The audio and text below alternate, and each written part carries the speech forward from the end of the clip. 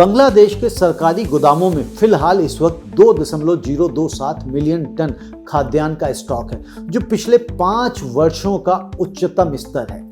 इसमें मुख्य रूप से 1.696 मिलियन टन चावल और 0.233 मिलियन टन गेहूं और 0.097 मिलियन टन धान शामिल है।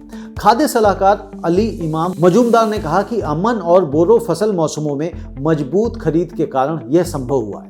उन्होंने आश्वासन दिया है कि इस स्टॉक से चावल की कीमतों में वृद्धि की संभावना कम है और वे $500 प्रति टन से नीचे रहेंगी।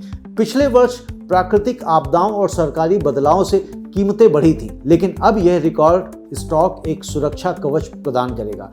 बांग्लादेश की भंडारण क्षमता 2.4 मिलियन टन तक बढ़ सकती है, जो भविष्य में और मजबूती देगी।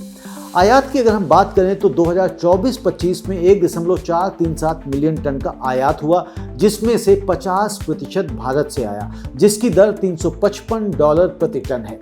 राजनीतिक तनाव के बावजूद यह आयात सामान्य रूप से जारी है। हालांकि वैश्विक खाद्य मूल्य सूचकांक में 4.3% की वृद्धि से सतर्कता बरतनी होगी। बांग्लादेश अब पाकिस्तान जैसे वैकल्पिक स्रोतों की ओर रुख कर रहा है, जहां दर $395 प्रति टन है। यह विकास के लिए महत्वपूर्ण हो सकता है। 2025 में देश की 10% आबादी खाद्य असुरक्षा से जूझ रही थी, लेकिन यह स्टॉक राहत प्रदान करेगा। भारत के 40 मिलियन टन स्टॉक की तुलना में यह छोटा है, लेकिन प्रति व्यक्ति आधार पर बांग्लादेश अधिक सुरक्षित स्थिति में है। हालांकि चुनौतियां भी उसके सामने हैं। 2025 में बाढ़ से 20% फसल का नुकसान हुआ और 2026 में भारी बारिश की आशंका से उत्पादन प्रभावित हो सकता है। जियोपॉलिटिकल जोखिमों से आयात पर निर्भरता बढ़ सकती है, लेकिन भारत बांग्लादेश व्यापार समझौते से यह मजबूत हो सकता है।